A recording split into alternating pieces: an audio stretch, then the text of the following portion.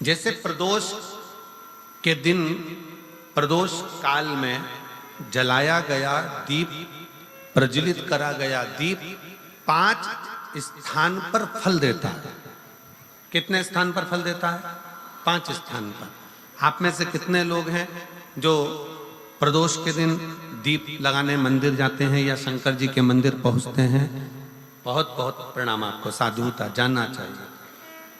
अपना प्रदोष के दिन, प्रदोष काल में लगाया गया दीपक 5 स्थान पर फल देता है। पहला स्थान, अगर हमको या हमारे परिवार में किसी को काल सर्प दोष है तो हमारा प्रदोष का लगाया गया दीपक कहीं पूजन मत कराओ, वो दीप जलाने से ही काल सर्प दोष समाप्त होता चले जाता है। दूसरा स्थान, पितृदोष। अगर किसी ने कह दिया कि तेरे घर में पितृदोष है, तेरे घर में, कई लोग बता देते हैं कि तुम्हारे घर में, कई माताएं पूछती हैं मेरे घर में बेटा नहीं, मेरे घर में 3 बेटी हो गई, 4 बेटी हो गई, 5 बेटी हो गई, बेटा नहीं है, बेटा नहीं, तो किसी ने कह दिया पितृदोष है। अब तुम शंकर जी की पूजन कर रहे हो, शंकर जी पे जल चढ़ा रहे हो, शिव की स्तुति कर रहे हो, तो किसी किसी की यहाँ 3 बेटियों के बाद, 4 बेटियों के बाद, एक माता ने तो लिखा है कि उसके यहाँ 2008 में उसके घर में लड़की ने जन्म लिया था, या 2008 में उसके घर में बच्चे ने जन्म लिया था, लड़की ने।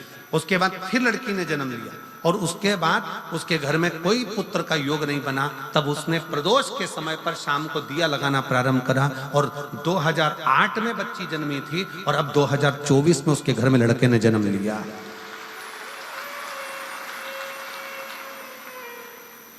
दो 2024 में उसके घर में पुत्र ने जन्म लिया। वो बेटी होगी यहाँ पर कहीं ना कहीं, जिसके घर में बेटे, पहले की लड़की हुई, फिर 2 जुड़वा लड़की हुई, जुड़वा लड़की में से एक लड़की शांत हो गई, फिर आखिरी में बच्ची के कारण बस संतान प्राप्ति का योग नहीं बना। आखिरी में उसने फिर पुनः भगवान शंकर के प्रदोष काल में दीप जलाना प्रारंभ कर।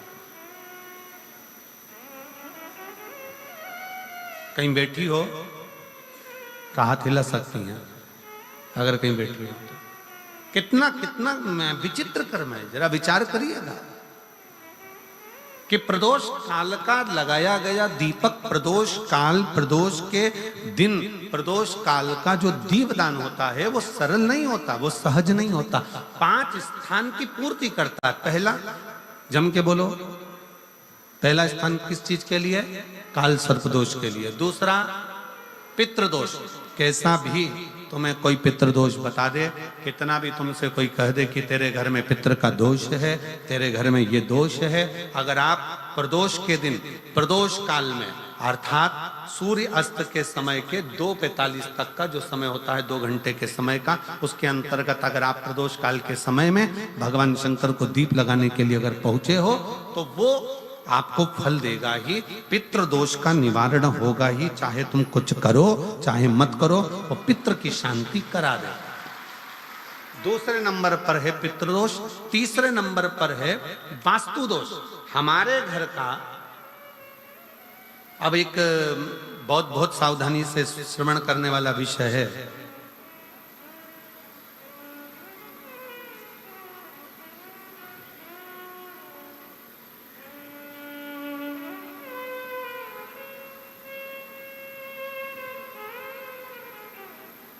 यदि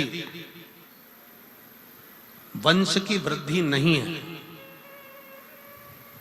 30 वर्ष शादी के हो गए, 40 वर्ष शादी के हो गए और औलाद है ही नहीं, डॉक्टर ने भी हाथ ऊंचे कर दिए,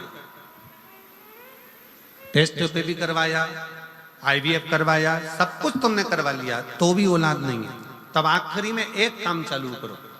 प्रदोष का दिन दोनों पति पत्नी व्रत चालू कर दो प्रदोष का, और प्रदोष काल में शाम के समय जाकर एक ही दिए में 2 लंबी बाती जानते हो ना, रुई की लंबी कपास की बाती 2, और दोनों बाती एक ही दिए में रखकर पति पत्नी दोनों उसको प्रज्वलित करना प्रारंभ करें। बाबा संतान देकर ही रहेगा, औलाद आएगी ही।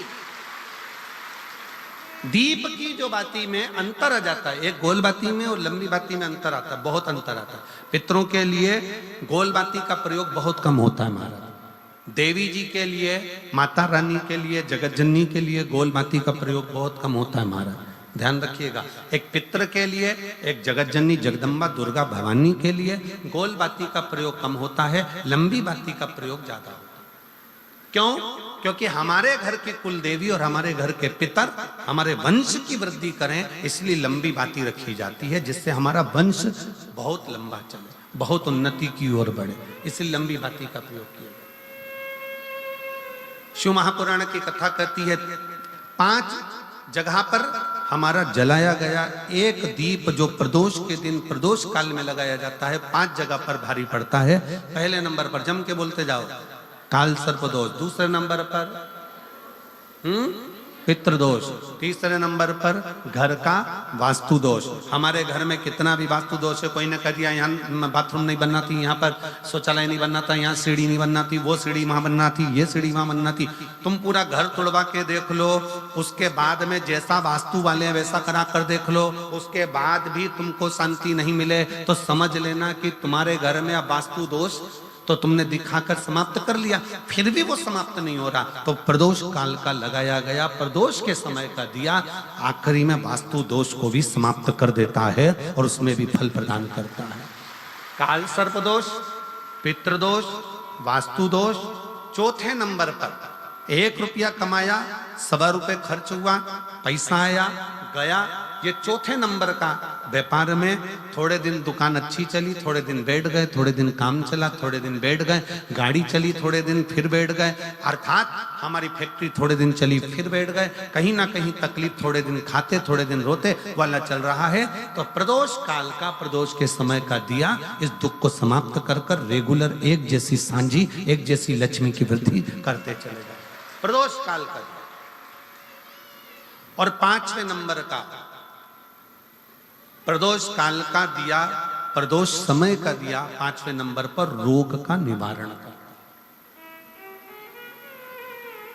रोग निवारण।